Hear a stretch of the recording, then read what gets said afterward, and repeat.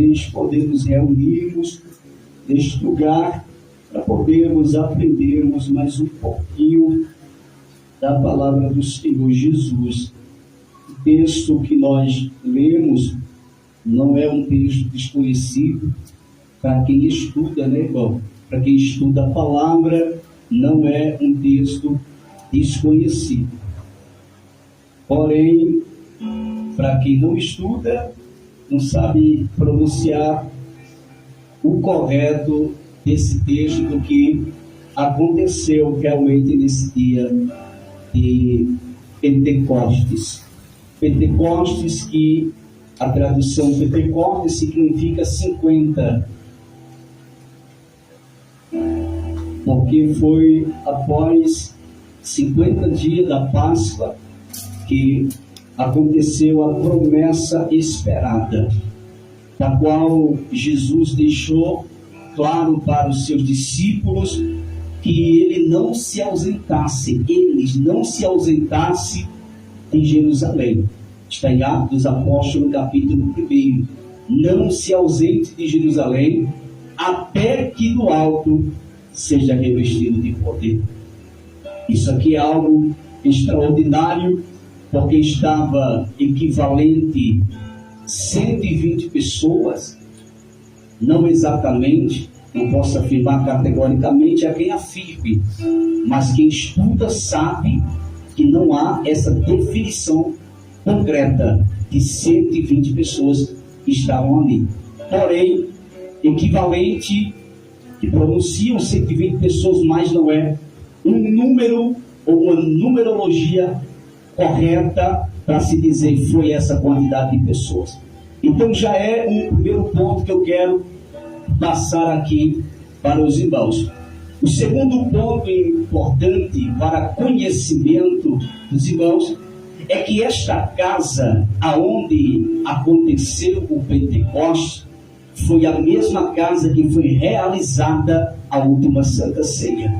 Isso aqui é importante que os irmãos entendam, porque cenáculo significa casa, não é templo, é casa. E foi nessa mesma casa que eles se reuniram para aguardar o esperado Pentecoste prometido pelo Senhor Jesus. E qual um dos primordiais motivos do Pentecoste? Entre eles, uma promessa. E porque quando Deus ele promete, quando Jesus ele prometeu, ele cumpre. E ele disse que isto iria acontecer. E quando o Senhor fala, tem que se cumprir aquilo que está escrito e o que ele pronunciou. O segundo ponto para nós observarmos o sentido de Pentecostes era para dar poder, para dar autoridade. Aqueles que agora iriam dar continuidade ao ministério de Cristo Jesus na terra, quando Jesus estabeleceu para o seu povo, dizendo: ide por todo mundo, uma ordem, ide por todo mundo, pregai o evangelho a toda criatura. Aquele que crer e for batizado será salvo, mas quem não crer será condenado. Então é importante que a gente observe esses pontos, porque nós estamos vendo os discípulos amedrontados, sim, porque quando corre a notícia que Jesus havia ressuscitado, logo começa-se uma perseguição, porque não queriam que propagasse a ressurreição de Cristo. Eles não queriam que informasse. Ora, vista que naquela época aconteceu um zum na cidade, e diziam que os discípulos, ou os seguidores de Cristo, tinham roubado o corpo de Jesus. Porque a preocupação do povo da época, principalmente de Herodes, das autoridades da época, era porque o povo estava seguindo Jesus.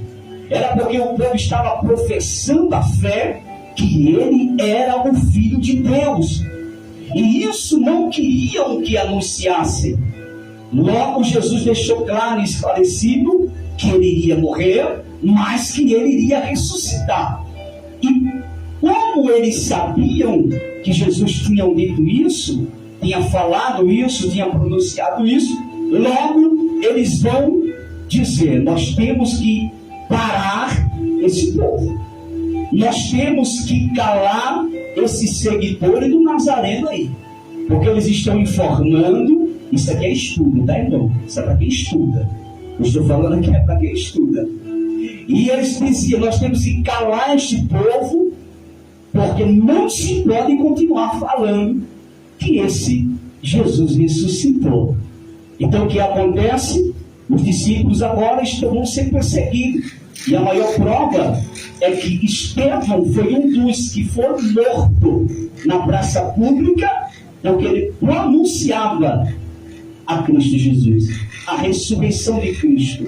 Por isso que ele foi morto, porque isso aí foi estabelecido logo após a ressurreição de Cristo, que eles não poderiam anunciar que Jesus tinha ressuscitado. Então Jesus, sabendo do que eles iriam enfrentar, da dificuldade que eles iam enfrentar, Jesus sabia que eles precisavam de poder. Jesus sabia que eles precisavam de autoridade. Por isso, meus irmãos, que Jesus pede para que eles não se ausentassem de Jerusalém. Em outras palavras, Jesus estava dizendo: olha, eu tenho uma ordem para vocês, mas vocês só vão cumprir essa ordem depois de Pentecostes.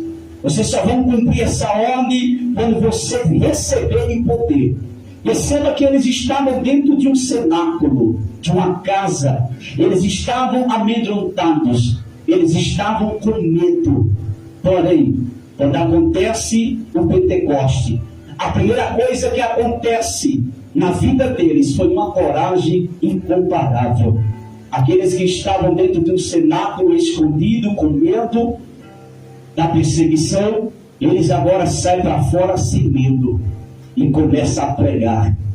E a primeira pregação de Pedro, a gente vê a quantidade de almas ali que se renderam. Mas vamos entrar nos detalhes de Pentecoste. O versículo de número 1 diz assim: cumprindo-se o dia de Pentecostes, estavam todos reunidos no mesmo lugar. Perceba que não estavam separados, eles estavam reunidos, eles estavam em uma comunidade, eles estavam em uma assembleia, grupo de pessoas. E eu acho interessante isso aqui, porque dá-se a entender que eles estavam com um único pensamento, eles estavam em um único objetivo, porque, irmãos, é difícil quando nós não estamos no único objetivo. Por isso que a Bíblia diz em Isaías, se não me foge a memória, é Isaías ou é Oséias, não me vem exatamente o texto, mas há um versículo que diz assim: não andarão dois juntos se não tiver de acordo. Então a importância do que aconteceu aqui em Pentecoste é que eles estavam reunidos no mesmo lugar. Eles estavam de acordo a alcançar a promessa. Eles estavam de acordo em buscar a promessa que foi proferida por Cristo Jesus. E quando eles estavam ali reunidos, creio, louvando ao Senhor, creio em oração, creio, clamando pela promessa esperada.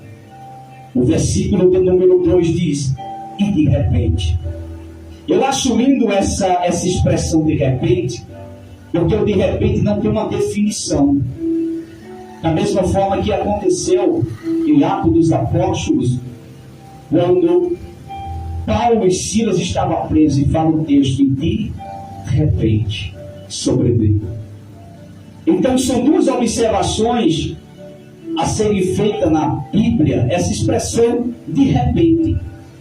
De repente não tem dia, de repente não tem ano, de repente não tem hora, de repente é a qualquer momento que você não esteja, muitas das vezes até, esperando o de repente de Deus acontece. Então é lindo observarmos esses detalhes que a Bíblia nos ensina. E de repente, veio do céu. Primeiro ponto, veio da onde não? Do céu. Porque tudo que Deus quer nos dar vem de lá. Tudo que Deus quer trazer para a sua vida vai vir de lá. Glória a Deus. É Ele que vai mandar do céu. Nada há no homem se do céu não for dado. É do céu que vem tudo para nossas vidas. É por isso que o Salmo do número 121 diz: elevo os olhos para o monte, de onde me virá o socorro? O meu socorro vem do Senhor que fez os céus e a terra. É do céu que vem a promessa. É do céu que vem o milagre. É do céu que vem aquilo que você precisa. E de repente veio do céu. A primeira coisa que eles ouviram foi um som. Veio um som, como de um vento veemente e impetuoso. Eles escutam o barulho de um vento. Esse vento, ele adentra aquela casa. Por onde ele entrou, não sei. Se pelo telhado, se pela porta, se pela janela, eu não sei. Mas eu sei que ele encheu a casa. E quando esse vento ele enche, foi o primeiro sinal para todos que estavam ali reunidos que iria acontecer o fenômeno esperado no dia de Pentecostes. Então veio um som veemente impetuoso e encheu toda a casa. Essa casa aqui é literal. Essa casa está falando do cenáculo. Essa casa aqui não está falando do corpo do homem como templo e morada do Espírito Santo. Não.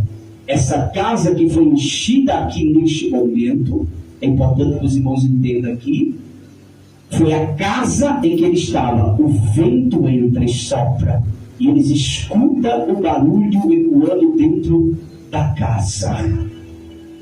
E a Bíblia diz que em que estavam assentados? Eles estavam assentados. Eu acredito que já tinha passado o período ali em que eles estavam provavelmente em oração. Não que a oração exista uma única regra de oração. A gente, claro, eu particularmente de mim, isso é de mim. Se eu tenho condições de orar de joelho, eu não oro em pé. Eu também não oro deitado, isso é de mim. Não que seja errado que a pessoa ore sentada, ore deitada, até porque há textos que mostram orações sendo ouvidas de pessoas que estavam enfermas, quando o profeta Isaías vai levar a notícia: olha, coloca a tua casa em ordem, porque tu vai morrer e não viverás. Ele vira, Ezequias vira para a parede, ora, e Deus ouviu a oração dele. E Deus entrou em ação, manda que Isaías voltasse. Então, não existe uma definição. Há igrejas que definem e afirmam em dizer que a oração só tem que ser de joelho. Não. A oração você ora no carro dirigindo, você ora em cima de uma moto, você ora caminhando na rua, você ora sentado, você ora deitado, você ora de joelho. Eu estou falando agora pessoalmente de mim. Se é uma oração que eu me sinto mais próximo de Deus, é a que eu oro de joelho. Porque ali é um sacrifício. Você orar sentado não tem sacrifício. Você orar em pé não tem um sacrifício. Mas orar de joelho, dói o joelho, dói a coluna, as costas dói, dá uma inquietação, e você às vezes fica agoniado para se levantar. Então, para mim, na minha concepção, isso eu adotei para mim. Eu amo orar de joelho, me sinto mais próximo de Deus e sei que é um sacrifício maior. Porque hoje, o maior desafio nesses dias finais que nós estamos vivendo é a gente colocar a igreja para orar. É a gente saber e olhar e ver uma igreja orando. Hoje não é fácil, é difícil a gente ver isso. Até no nosso dia a dia, até na nossa própria casa mesmo. A gente às vezes passa o mês inteiro e não dobra o joelho dentro de casa. Porque orar é sacrifício. É por isso que às vezes, irmãos, eu quero abrir um parênteses aqui, é ensinamento. Deus às vezes precisa apertar o parafuso. E quando Deus começa a apertar as coisas, o povo corre para orar. Você já percebeu que quando tudo vai bem, você não ora? Quando tudo está 100%, nem lembrar você lembra de orar. Aquela oração que você faz é aquela oração de boa noite, Jesus, ou boa noite, Espírito Santo, se deita e dorme. Aí diz, eu orei. E você sabe que oração não é assim. Oração não é falar com Deus, é ter um diálogo com Deus, é ter uma conversa com Deus. Você já imaginou se a gente conversasse com Deus como a gente conversa com as pessoas no WhatsApp? Você já imaginou se a gente conversasse com Deus como a gente conversa com um amigo, com um conhecido, às vezes com a nossa esposa, com o nosso esposo, com nossos filhos dentro de casa? Você já imaginou se a gente tivesse essa intimidade e colocasse em prática esse desejo? A nossa vida, ela seria totalmente diferente. Então eles estavam sentados. A segunda coisa que eu quero detalhar para os irmãos aqui é o versículo 3. E foram vistas por ele línguas repartidas como que de fogo. Perceba, eles viram. Isso aqui é um fenômeno. E já quero interpretar aqui o que está nas cópias dos originais. Há uma denominação que ensina e diz que essas línguas foram conhecidas.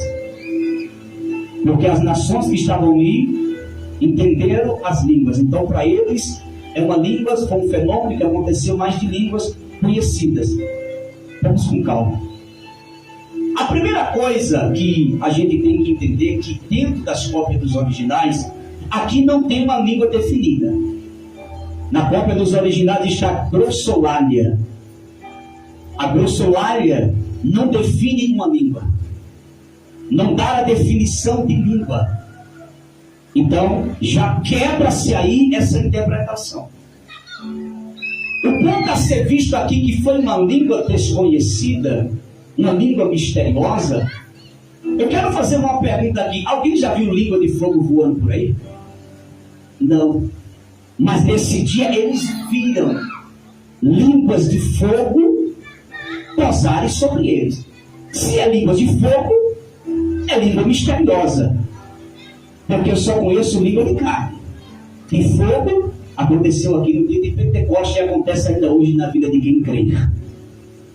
Então já fica por aí, tá certo? Eles viram línguas, a primeira coisa. Antes deles falarem, eles viram línguas de fogo. E foram vistas por eles línguas repartidas como que de fogo, as quais pousavam sobre cada um deles. Eles viam as línguas sendo repartidas. Eles viram aquelas línguas pousando, algo fenomenal, irmão. Isso aqui é para quem crê, isso aqui é para quem estuda, isso aqui não é para qualquer cabeça. Então aquelas línguas pousam, e na sequência que as línguas pousam na cabeça de todos que estavam ali, no cenáculo, eles agora começaram a falar em idiomas. Queridos, Deus usa aqui um fenômeno extraordinário. Porque nos versículos seguintes, vamos com calma para você entender. Versículo 4. E todos foram cheios do Espírito Santo e começaram a falar em outras línguas, conforme o Espírito Santo lhe concedia que falasse. A primeira coisa, eles verem as línguas pousando sobre eles.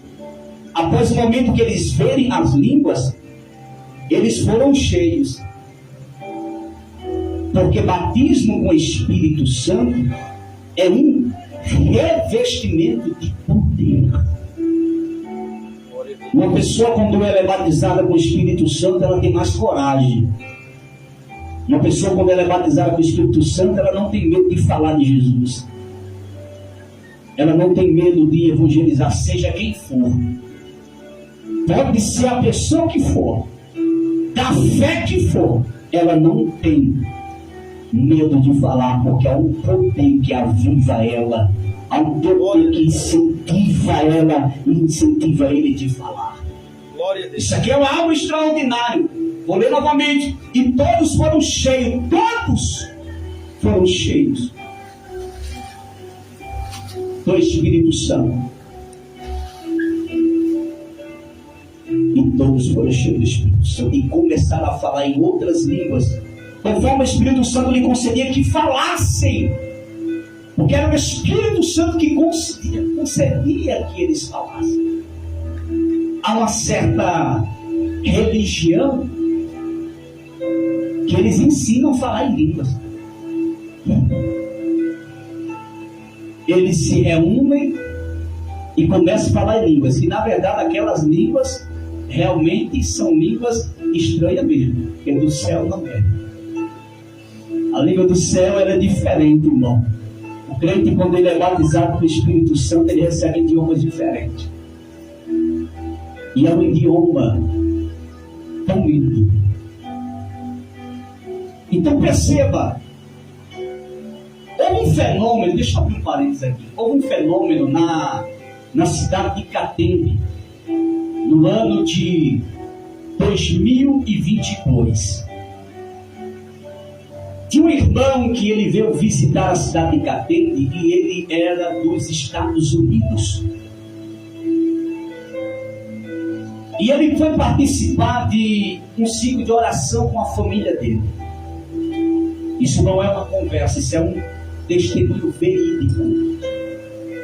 E naquele momento ali, em que ele estava ali, naquele ciclo de oração, não entendendo nada exatamente, entendia algumas coisas, porque ele entendia um pouco do português, porém, ele não entendeu muito bem algumas coisas, e ele se sentou ali, ninguém sabia que ele era estrangeiro. Só que de repente a irmãzinha que estava dirigindo o ciclo de oração, ela começou a falar em línguas. E quando ela começou a falar em línguas, aquele homem começou a chorar que nem criança. Porque ele ouviu aquela língua, ele ouviu aquelas línguas que aquela irmã estava falando, como que fosse no idioma dele. E foi isso que aconteceu no dia de Pentecostes. Todos estavam falando ali em mistérios com Deus. Porém, o texto vai dizer que eles ouviram nos seus idiomas. Há um fenômeno espiritual aí que fez com que Deus usou aquele momento ali, Jesus usou aquele momento para um ato de evangelismo. Então, eles falavam em mistérios com Deus, porém, o Espírito Santo fazia com que eles lá entendessem no idioma deles. Glória a Deus. Vamos continuar. Versículo de número 5. E em Jerusalém estavam habitando judeus, varões religiosos de todas as nações que estão debaixo do céu. Aí o texto vai dizer no versículo de número 6. E correndo aquela voz, que voz? O barulho, aquele barulho que ecoou ali em Pentecoste.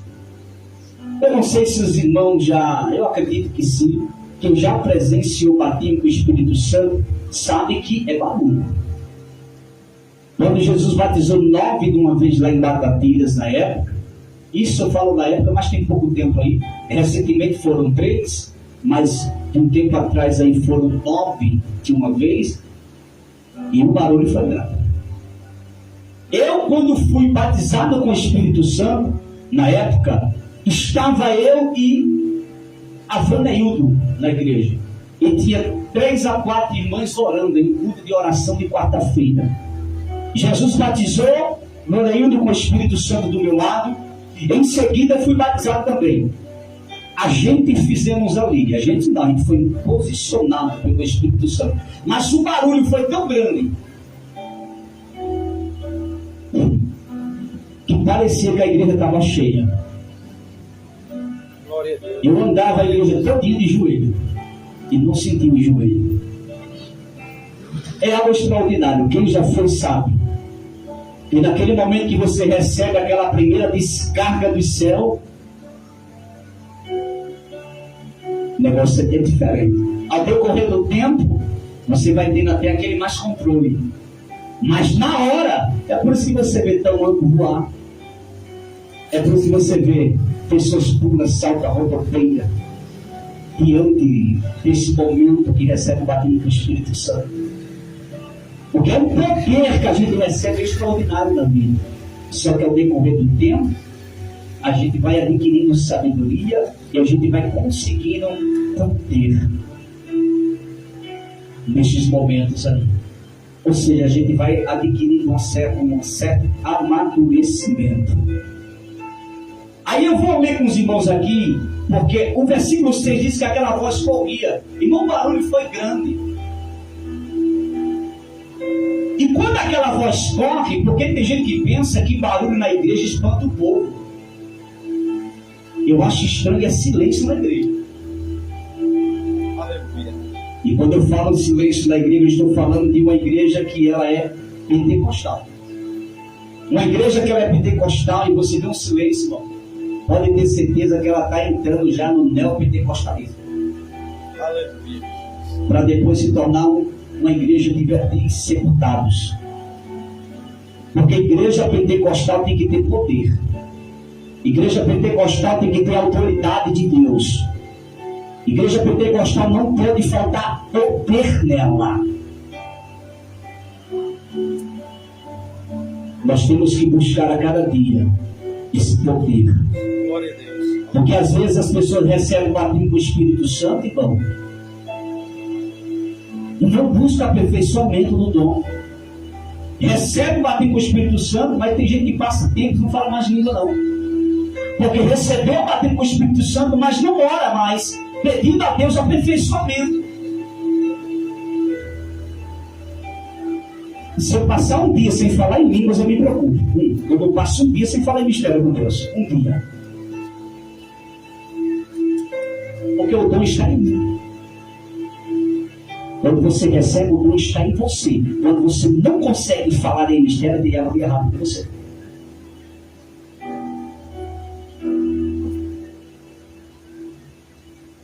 Porque quando eles receberam aqui, o Espírito Santo concedeu a eles.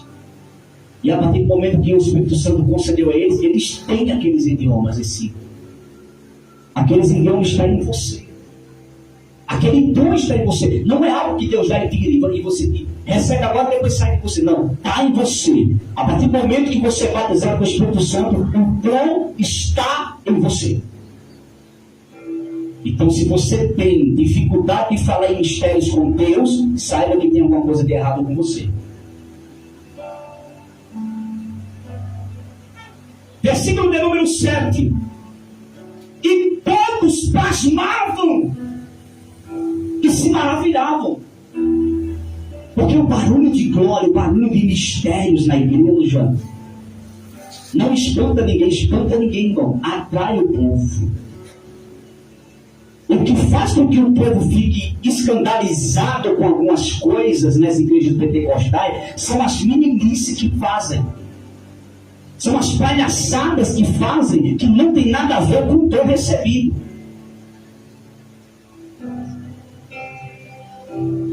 Eu só pulo se eu quiser pular. O Espírito Santo não vai me levantar para pular. Eu corro se eu quiser correr. O Espírito Santo não vai me botar para correr, não. Eu rodo se eu quiser rodar. O Espírito Santo não tem essa função, não. Isso aí é o seu espírito descontrolado. Na emoção, no calor da emoção.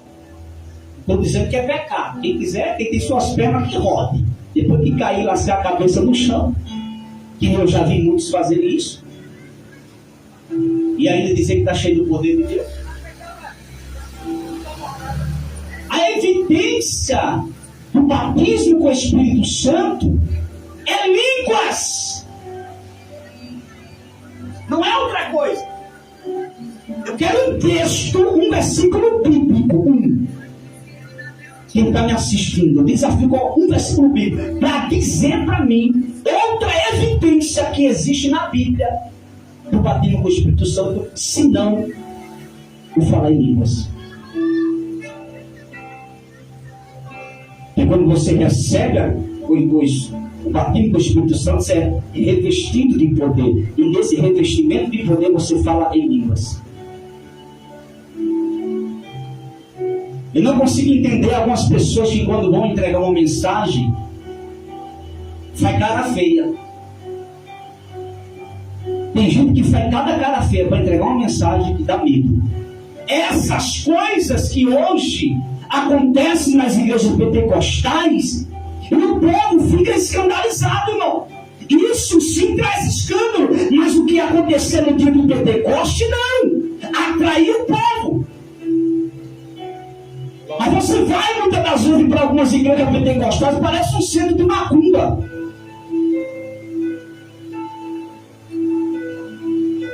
É um monte de coisa estranha que não tem nada a ver com o poder de Deus, com o batismo com o Espírito Santo, irmão. Aleluia. É um tal de chiado, é um chiado no microfone. Você tem que ter poder. Não tem base bíblica para essas coisas, isso é tudo carne. Eu só creio no que a Bíblia diz. O que passa disso é invenção humana. Tem uma coisa que nós pentecostais, eu não consigo mudar isso. Quem sou eu para mudar isso? Quem sou eu para mudar isso? Mas tem uma coisa que eu não consigo entender. O porquê que às vezes as pessoas vão me entregar uma mensagem e falam línguas. Eu não entendo isso. Não tem base bíblica para isso. Eu quero um texto. As pessoas vão falar em línguas para entregar uma mensagem. Não, o que a Bíblia ensina, o que o apóstolo Paulo ensina, fala em 2, 3, ensina lá de intérprete e se cala. É isso que o apóstolo Paulo. Então, a mensagem profética em línguas, alguém fala em línguas, aquele que tem o dom da interpretação das línguas, interpreta o que aquela pessoa está falando. Aí isso é uma mensagem profética. Agora, eu vou entregar uma mensagem para alguém, eu tenho que estar cuspindo no ouvido da pessoa. Eu tenho que estar falando em línguas, e não isso é invenção. As pessoas ficam falando em línguas para tentar buscar palavras, tomando tempo ali para enfeitar a mensagem. Eu não quero nessas coisas. E eu estou falando isso com conhecimento e com autoridade de Deus, conhecimento bíblico e conhecimento do mundo espiritual. Deus me dá uma mensagem aqui agora. Ele falou para a minha mensagem, eu vou chegar para o irmão, para a irmã. Deus me mandou dizer assim, assim e assim. Assim diz o Senhor para mim. Acabou. Não precisa eu chegar e ficar, não, nada disso. Porque as línguas não é para isso. As línguas, segundo a Bíblia, o apóstolo Paulo ensina, é para edificação própria. Quando você fala em línguas, você está se edificando você mesmo. As línguas só se tornam mensagem profética quando há uma interpretação para falar. Agora, às vezes as pessoas chegam no ouvido da pessoa, vai entregar uma mensagem e fica falando em línguas para querer dizer, muitas das vezes, para querer dizer que está aqui, aquelas línguas que ele está falando ali, está sendo aquilo que está falando para aquela pessoa. Não tem nada a ver com isso. Isso é só enfeite para querer espiritualizar demais as coisas. Que é por isso que hoje o pentecostalismo é banalizado. É por isso que hoje as pessoas rimam. Outra coisa que eu acho chato demais. Eu faço live porque faço, porque tem que fazer. Porque isso também é um ato de evangelismo. Mas eu não concordo quando muitas das vezes alguém está recebendo uma mensagem de alguém e a pessoa fica ali filmando em cima da cara da pessoa para postar. Não precisa disso. Outro erro que acontece muito nas igrejas pentecostais: se Deus me dá uma mensagem para entregar para o auxiliar José Hélio, eu não tenho que falar para a igreja toda. É para ele. Eu já falo, eu sou chato. Se a mensagem é para o auxiliar Hélio, é para ele. Se a mensagem é para a igreja, é diferente. Se é uma mensagem de alerta para a igreja, é diferente. eu vou entregar eu me dá uma mensagem profética para entregar para Cleciane. Aí eu vou ter que falar na frente de todo mundo. Isso não existe, irmão. Se a mensagem é para ela, é para ela. Agora, se Deus me dá uma mensagem que é de exortação, de alerta, de aviso para a igreja, vai ser para a igreja. E no final o Senhor ainda vai dizer assim: assim diz o Senhor para a igreja. Glória a Deus. Então hoje, irmãos, eu já vivi muita coisa, irmão. Eu já vi muita coisa. Hoje, eu não vou dizer para os irmãos que eu sou um crítico. Não. Quem quiser continuar nessas práticas é livre. Porém, quando eu vejo, me permita, dá vontade de rir. Dá vontade de rir. Porque se torna engraçado. E eu vejo a imaturidade de tanta gente. Então aprendemos, irmãos, isso. Só é você estudar a galeria dos dons. Só é você entender como é que cada dom atua na igreja.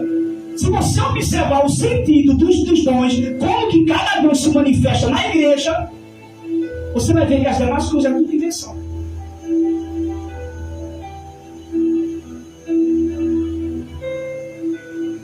Ai, o que é isso? O que é isso?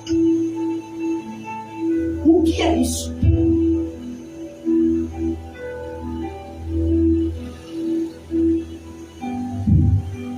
Uma vez eu vou falar isso aqui novamente. Uma vez eu fiz uma pergunta para uma pessoa que estava num congresso e deram uma oportunidade para uma pessoa dar uma palavra. Eu era o pregador da noite. E aquele irmão, ele, quando começou a entregar a mensagem, tá frio aí? Tá frio? Se tiver, pode desligar. Então o que acontece? Ele foi entregar uma mensagem para um irmão e eu fiquei observando ele entregar aquela mensagem. Falei, meu Deus, que infantilidade, Jesus. E de repente aquele irmão cai para trás, cai lá no chão se batendo. Eu dou uma olhadinha assim.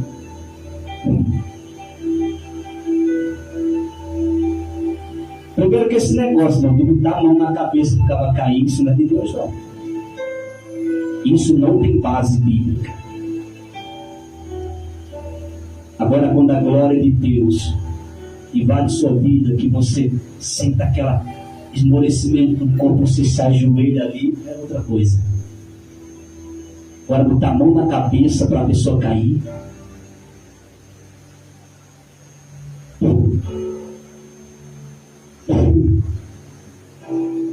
E toma a mão na cabeça da pessoa e recebe o poder, recebe o poder, recebe o poder. Aí fica um monte de gente se jogando no chão, caindo e dizendo que é poder de Deus. Aprenderam tudo isso com um tal de Benihim. Benihim que tem essa prática. Aprenderam com eles. Aí trouxeram isso para o meu pentecostal. Aí por isso que eu hoje se conta nos dedos de igrejas sérias pentecostais. Porque nem todos que dizem pentecostal não é pentecostal, não. São pentecostais inovadores. Que inovaram, não são pentecostais raízes. E aquela pessoa cai no chão. Eu disse, na saída eu vou fazer uma pergunta. Quando terminou o culto, eu cheguei para o irmão e disse, Pai do Senhor, meu irmão. Eu disse, amém. Eu falei, deixa eu falar uma pergunta para o senhor. Como o senhor caiu ali? O que foi que aconteceu com o senhor? Ele disse, consegui aquela alegria e caí. Deus falou alguma coisa para o senhor quando o senhor estava ali? O que foi que aconteceu? Isso não aconteceu, não. Então está certo. Uma vez lá no Canaã, eu dirigi uma congregação no Canaã, eu dei uma oportunidade para uma irmã fazer uma oração. Ela começou a se tremer na frente com o microfone na mão e tremia. Aí chamou um tal de jovem chamado Benício, auxiliar de trabalho lá na igreja na época. Chamou ele na frente e botou a mão na cabeça dele. Estou encerrando. Botou a mão na cabeça dele e começou a fazer isso aqui, ó.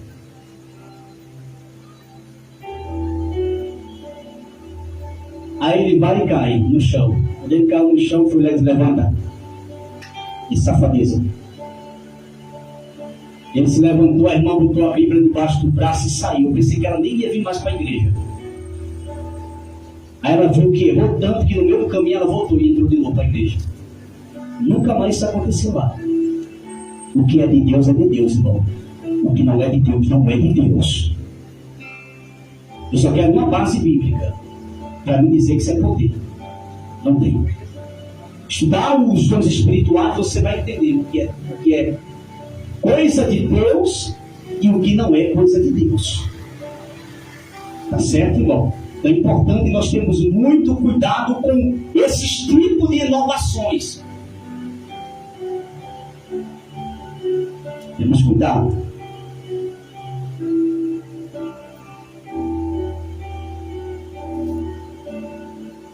É porque eu não entendo, irmão. Tem coisas que eu não consigo entender. Quando eu era menino, eu falava como menino. Quando eu não entendia as coisas, tudo que falavam para mim eu acreditava. Quando eu não estudava a Bíblia, tudo que eu via no meu pentecostal, eu dizia: meu Deus, eu quero ser assim, que coisa tremenda, que poder, que não sei o que. Não tem nada a ver com isso.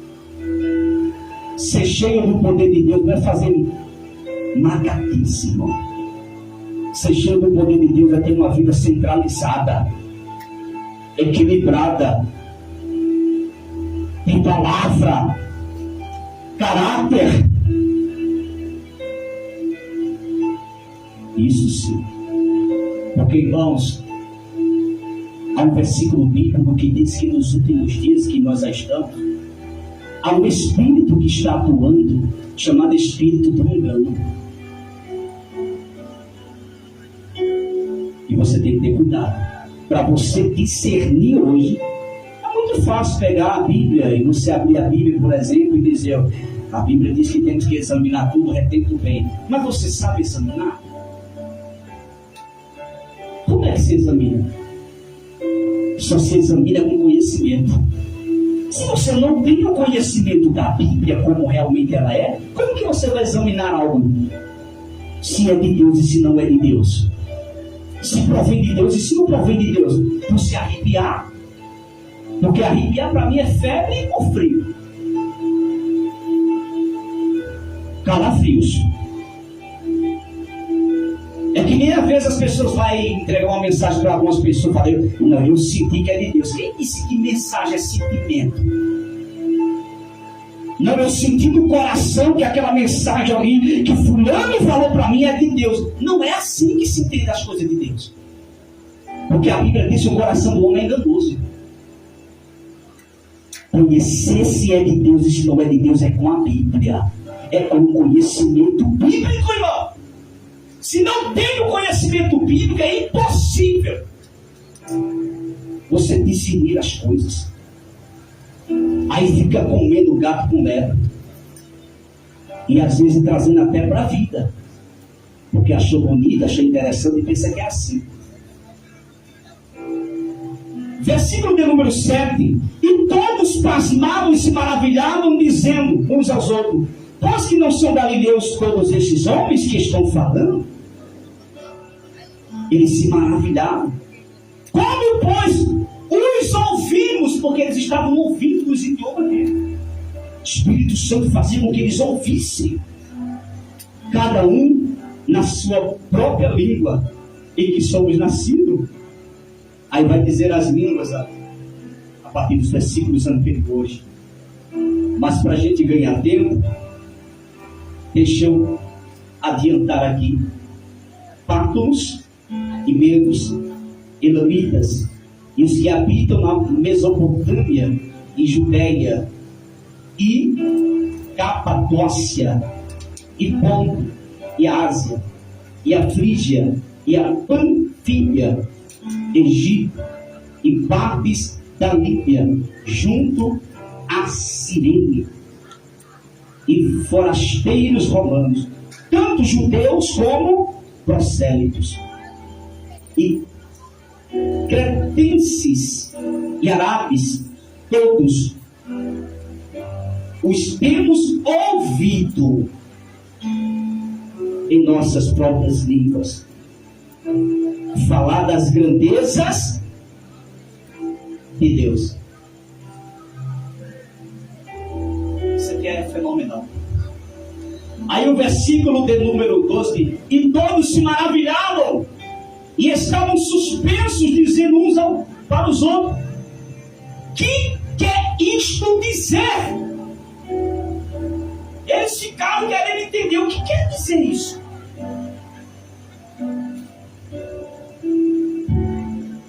Era Deus falando com eles. Da mesma forma que Deus fez com que lá em Babel, quando eles estavam com um projeto de construir vamos construir uma torre aqui que nós possamos alcançar o céu. Deus não se agradou disso. Aí Deus fez com que eles se confundissem nas línguas, ou seja, cada um ali falava em línguas, porque começou ali a divisão das línguas. E quando eu falo divisão das línguas, é a divisão das línguas de países. Por isso que hoje existem as línguas diferenciadas, porque começou ali por conta de Babel. Porque senão não teria essa questão de um falar inglês, outro falar italiano, outro falar não sei o que, não existiria isso. Mas começou lá. Então, da mesma forma que Deus fez com que houvesse aquela confusão ali deles não entenderem, no dia de Pentecostes, Deus fez com que eles ouvissem e entendessem na sua língua o que os discípulos, o que todos que estavam ali pronunciando o Evangelho, ouvissem nas línguas deles. Isso aqui não é por toda a cabeça, não. Aí o versículo 12, e todos se maravilhavam e estavam suspensos, dizendo uns aos outros, que quer dizer aí? Que quer isto dizer? Aí o versículo 13, e outros, zombando, diziam, estão cheios de monstros. Você sabe o que quer dizer isso aqui? Em algumas explicações, fala vinho, bêbado. Algumas pessoas têm isso. Imaginava isso que estaria acontecendo naquele momento ali. Eles estavam cheios de vista bêbado, por isso estão falando isso, estão embriagados. Mas não, eles estavam cheios do poder de Deus. Aí o versículo 14 nós encerramos. Pedro, porém, pondo-se em pé, os 11, levantou a voz e disse-lhes, varões judeus, e todos que habitais em Jerusalém, seja vos isto notório, escutai as minhas palavras. Estes homens não estão embriagados, como vós pensais, sendo esta a terceira hora do dia. Mas isso é o que foi dito pelo profeta Joel. E nos últimos dias, capítulo 2 de Joel, depois você leia. E nos últimos dias acontecerá, diz Deus, que do meu espírito derramarei sobre toda a carne.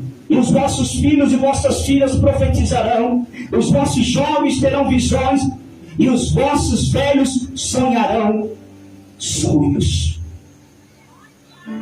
Até Joel profetizou sobre este momento. E eu encerro esta palavra dizendo para meus irmãos, prossigamos em conhecer a Deus e a sua palavra. Eu trouxe um ensinamento não tem muito tempo lá em Patatiras, e eu vi que, porque lá tem pessoas que são novas no Evangelho, mas tem pessoas que já têm tempo no Evangelho, e eu tenho trazido um ensinamento ali que eu vi que a pessoa olhou assim porque nunca tinha ouvido aquilo. Porque, irmão, deixa eu dizer uma coisa para os irmãos. O Evangelho hoje só é leiga uma pessoa no meu Evangelho que é preguiçosa para estudar, para ler, ou se não tiver leitura. Aí são pessoas leigas.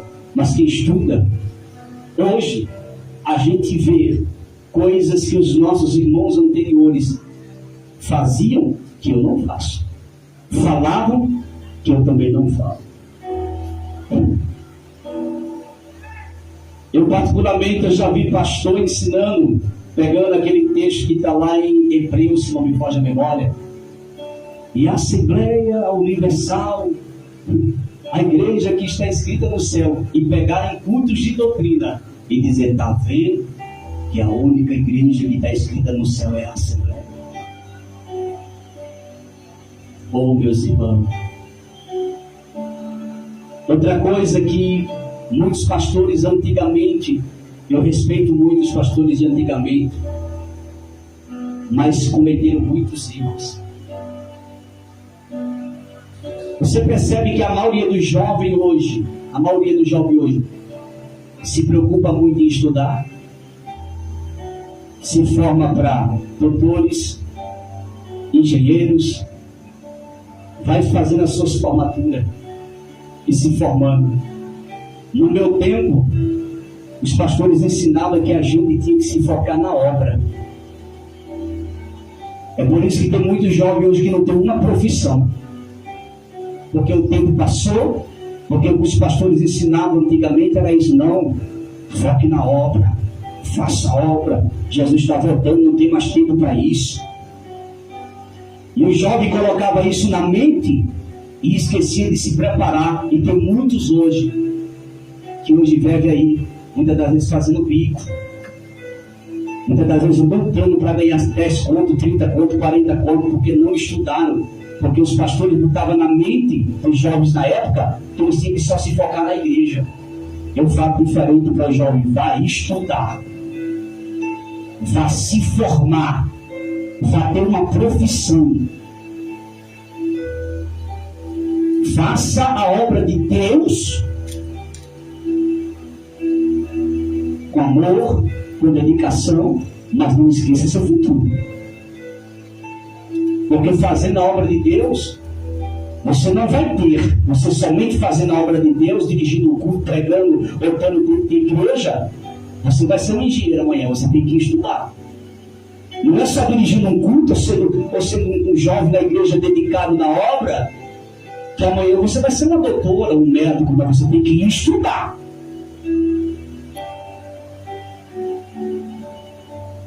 A gente tem que colocar Deus em primeiro lugar. Em tudo. Deus em primeiro lugar. E Deus em primeiro lugar, irmão, não quer dizer que você vai esquecer de você e do seu futuro. Não. Deus quer que você se prepare, que você esteja a sua profissão. É sobre estes pontos que eu quero concluir agora com os irmãos. Se você é jovem e tem condição de estudar, estude hoje. Se prepare hoje. Terá tempo para você se focar em outras áreas na obra de Deus. Você não vai deixar de congregar. Você não vai deixar de cultuar. Você não vai deixar de servir a Deus, de fazer a vontade de Deus. Mas Deus não vai te condenar se você se ausentar para o estudo. Se você se ausentar para se preparar para ter uma profissão. Vai em busca dos seus sonhos. Porque a igreja não vai te formar de advogado. Igreja não vai te formar a doutor. Igreja não vai te dar uma profissão. Aqui é servir a Deus. Aqui é adorar a Deus. A obra de Deus é algo voluntário. Busque os seus objetivos e as suas metas. Eu errei muito com isso. Porque eu tinha aprendido dessa forma. Não, Jailson, você tem que fazer a obra, meu filho. Foque na obra, você tem um grande chamado. Bem. Mas eu poderia ter outras formações. Eu poderia hoje ter outras formações. Mas na época, quando eu citava isso, eu via no semblante dos pastores que me pastoreavam, eles não gostavam quando eu falava que ia sair para estudar. Eles ficavam já assim fechados. E a obra, meu filho? E a obra? O tempo passou. Hoje eu estou aqui. Mas, porém, eu poderia estar muito bem melhor se eu tivesse estudado mais um pouquinho. Não foquei somente mais na área do Evangelho, mas eu tinha que ter outras coisas mais por fora. Não quer dizer que eu não tenha mais tempo. Ainda tenho tempo. Mas a questão é, quando você é um jovem que não tem outras coisas, que não tem outros compromissos, tudo é mais fácil. E não tem outras preocupações, tudo se torna mais fácil. Mas depois que surgem outras coisas, Não quer dizer que você não consiga, consegue, mas você vai saber que vai ser mais difícil. Tem umas dificuldades a mais. Fique de pé e vamos encerrar. Não quer dizer que eu saí do assunto, tá, irmão? Eu não saí do assunto, apenas estou mostrando para os irmãos a importância de se preparar em tudo, isso em todas as áreas. É se preparar para a obra, é se preparar para o dia a dia, é se preparar para o mercado de trabalho. Você tem que se preparar em tudo. Até para você fazer a obra de Deus, você tem que se preparar, tem que estar pronto para fazer. Que a gente não podemos fazer a obra de Deus relaxadamente de toda maneira. Querido Deus eterno, Pai, te louvamos, Senhor. Te agradecemos por o ensinamento desta noite. Conduz em paz e segurança cada um dos seus lares. Guarda, Senhor, livra e protege os teus filhos. Continua abençoando a todos de forma especial. Eu quero te honrar e glorificar, Senhor, por tudo quanto o Senhor tem feito em nossas vidas, por tudo quanto o Senhor tem nos proporcionado. Continua abençoando esta igreja, os teus filhos, essas cidades, os moradores desse lugar, nossos vizinhos, amigos, sede com todos. Abençoa. Agora nos leve em segurança, nos guarda e nos livra, em nome de Jesus. Que a graça do nosso Senhor e Salvador Jesus Cristo, o amor de Deus, a comunhão e a consolação do Espírito Santo sejam com cada um de nós de sempre. A igreja diz amém. Está encerrado em nome de Jesus. Que Deus abençoe a todos, a presença de todos os irmãos.